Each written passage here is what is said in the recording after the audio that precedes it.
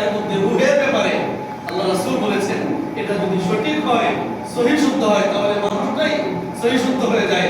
এটা যদি নষ্ট হয়ে যায় তাহলে মানুষটাই নষ্ট হয়ে যায়।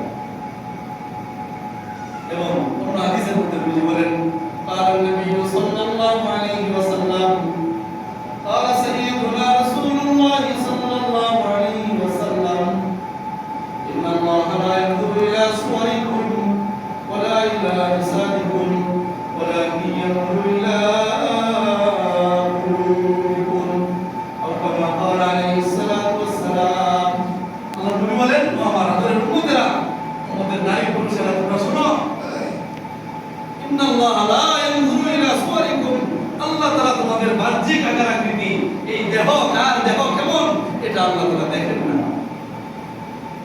কার শরীরটা কেমন, কার বাহ্যিক অবস্থা কেমন, কার কত সম্পদ, কার কত পদ পদবী, কার কত মান মর্যাদা, কার কত জমিদারি, বলে যে আল্লাহ তাআলা এগুলা কিছুই দেখেন না।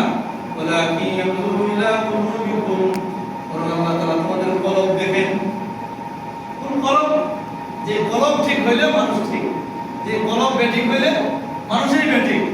কলব নষ্ট হইলে সে যত বড় পদের মালিকই হোক সে নষ্ট, সে যত বড় নেতাই হোক সে নষ্ট। কে বলছেন?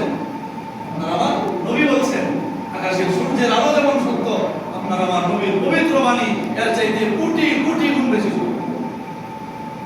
কলব নষ্ট হইলে সে যত বড় জমিদারির মালিক হোক সে নষ্ট, তার মাথা থেকে পায়ের কথা পর্যন্ত সবকিছু নষ্ট, তার কথাও নষ্ট, তার কাজও নষ্ট, তার চাহনিও নষ্ট, তার চিন্তা চেতনা বুদ্ধি পরামর্শ সবকিছু নষ্ট। এই নষ্ট মানুষ